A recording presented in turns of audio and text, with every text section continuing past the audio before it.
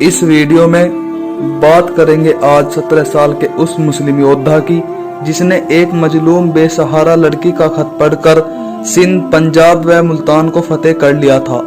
आज बात करेंगे हम मोहम्मद बिन कासिम की, जिनको मीर कासिम के नाम से भी जाना जाता है। इनके वालिद साहब का नाम कासिम बिन यूसुफ था। मोहम्मद बिन कासिम का जन्म 31 दिसंबर 695 को सऊदी अरब के ताइफ शहर में हुआ।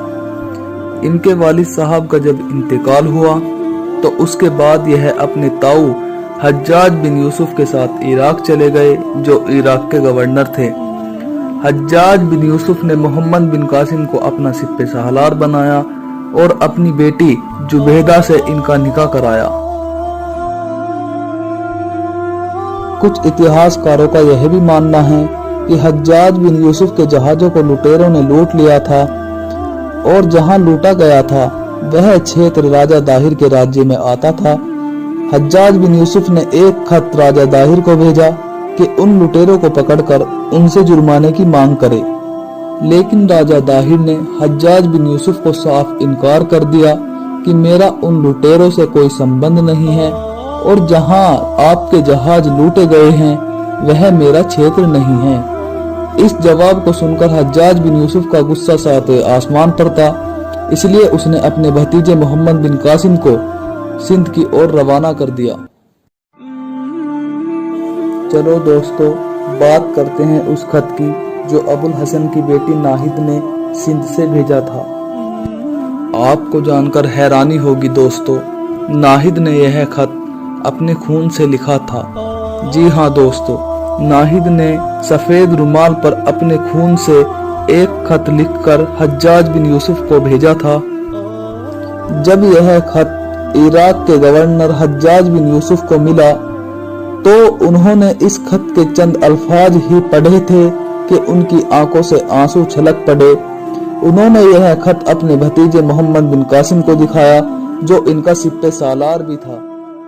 चलो दोस्तों, बताते हैं अब आपको उस खत के बारे में जिसको पढ़कर मोहम्मद बिन कासिम ने सिंध पर हमला कर दिया था। जब यह खत मोहम्मद बिन कासिम ने पढ़ा तो उसमें लिखा था, मैं अबुल हसन की बेटी नाहिद हूँ सिंध से।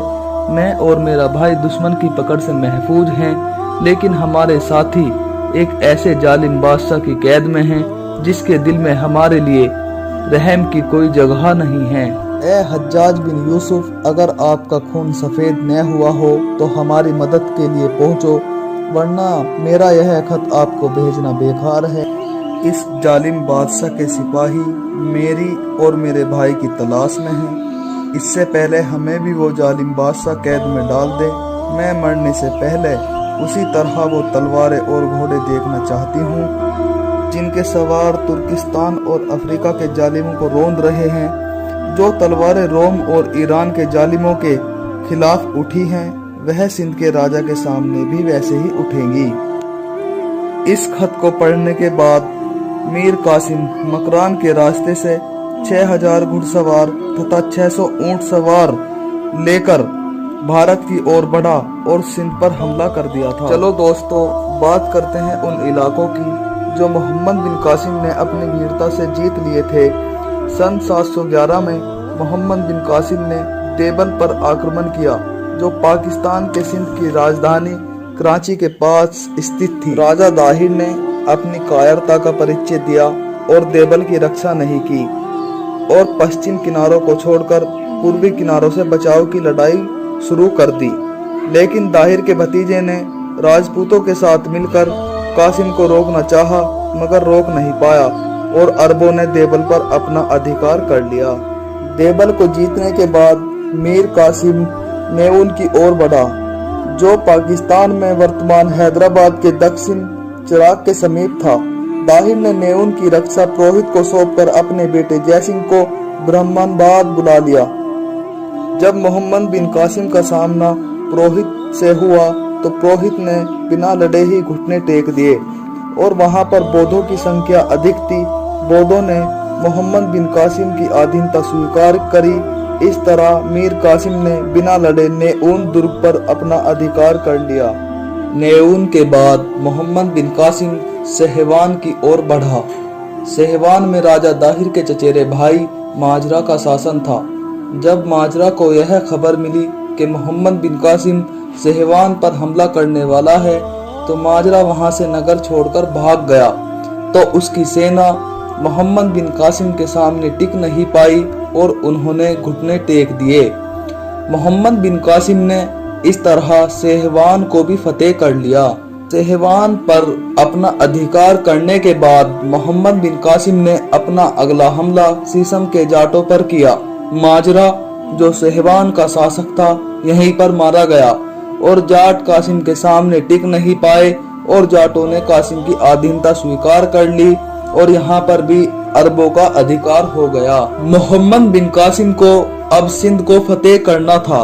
मोहम्मद बिन कासिम लाहौर की ओर बढ़े, जहाँ पर दाहिर और मोहम्मद बिन कासिम के बीच सन 712 ईस्वी में लड़ा गया आरोड़ का युद्ध, और इस युद्ध में राजा दाहिर मोहम्मद बिन कासिम के हाथों मारा गया।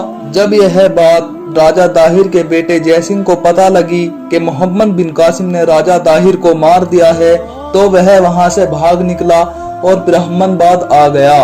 राजा दाहिर की सेना मोहम्मद बिन कासिम के सामने टिक नहीं पाई और सिंध पर भी मोहम्मद बिन कासिम ने अपना अधिकार कर लिया। जब मोहम्मद बिन कासिम को यह खबर मिली कि राजा दाहिर का बेटा जयसिंह यहाँ से भागकर ब्राह्मणबाद में जा छुपा है, तो मोहम्मद बिन कासिम ने ब्राह्मणबाद पर हमला कर दिया। ब्राह्मणबाद में मोहम्मद बिन कासिम और जयसिंह के बीच में जंग हुई।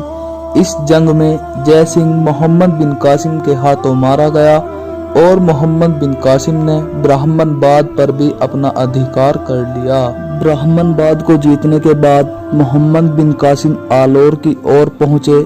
आलोर राजा दाहिर की राजधानी थी। आलोर के लोग कासिम के आगे कुछ नहीं कर पाए और आलोर पर भी मोहम्मद बिन कासिम ने फतेह हासिल कर ली। सन 713 ईस्वी में मोहम्मद बिन कासिम ने अगला निशाना मुल्तान को बनाया। जब यह मुल्तान पहुंचे तो वहां के सैनिक मोहम्मद बिन कासिम के सामने टिक नहीं पाए और उन्होंने घुटने टेक दिए। मोहम्मद बिन कासिम ने मुल्तान को फतेह करने के बाद मुल्तान को स्वर्ण नगर का नाम दिया। इस तरह मोहम्मद बिन कासिम ने पूरे सिंध पर अपना अधिकार कर लिया और एक मुस्लिम रियासत कायम करी। चलो दोस्तों, बात करते हैं मोहम्मद बिन कासिम के इंतकाल की। इतने बड़े योद्धा का आखिर इंतकाल कैसे हुआ? आपको बता दें दोस्तों, मोहम्मद बिन कासिम किसी भी जंग में शहीद नहीं हुए और ना ही किसी बीमारी की वजह से इनका इंतकाल हुआ। चचनामा ग्रंथ के अनुसार मोहम्मद बिन कासिम ने राजा दाहिर की 2 बेटियों सूर्या देवी और परिमल देवी दोनों बहनों को खलीफा को तोहफे के रूप में भेजा। जब यह दोनों बहनें खलीफा के सामने आई तो उन्होंने खलीफा को बताया कि जो आप हमारे साथ करना चाहते हैं वह सब कासिम उनके साथ पहले ही कर चुका है। यह बात सुनकर खलीफा को गुस्सा आया और अपने सैनिकों को हुक्म दिया कि कासिम को ऊंट की खाल में बंद करके लाया जाए। सैनिकों ने वैसा ही किया, लेकिन खलीफा के यहाँ तक आने से पहले ही मोहम्मद बिन कासिम का दम घुटने से इंतकाल हो चुका था। जब यह नज़ारा दाहिर की बेटियों ने देखा तो उन्होंने खलीफा से कहा कि हमने अपने पिता की मौत का बदला लेने के लिए झूठ बोला था। यह सुनकर खलीफा को बहुत गुस्सा आया। उसने अपने सैनिकों को हुक्म दिया कि इन लड़कियों को घोड़े की पूंछ से बांधकर तब तक घसीटा जाए जब तक इनका इंतकाल न हो जाए। आपकी जानकारी के लिए बता दें दोस्तों, चचनामा ग्रंथ में यह गलत साबित हुआ है। अगर मोहम्मद बिन कासिम ने इन दोनों लड़कियों का रेप किया होता तो खलीफा मोहम्मद बिन कासिम को बुलाकर पूछता, क्या आपने इन दोनों लड़कियों के साथ ऐसा किया है या नहीं। केवल लड़कियों के कहने पर ही मोहम्मद बिन कासिम को सजा ना देता। चलो दोस्तों, आपको बताते हैं मोहम्मद बिन कासिम की मौत से जुड़ी असली वजह क्या थी।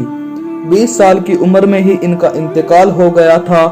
ईरानी इतिहासकार बलाजुरी के अनुसार हज्जाज बिन यूसुफ के बाद सन 715 ईस्वी में नया खलीफा सुलेमान बना। उसने हज्जाज बिन यूसुफ के सभी करीबियों को जेल में डाल दिया था।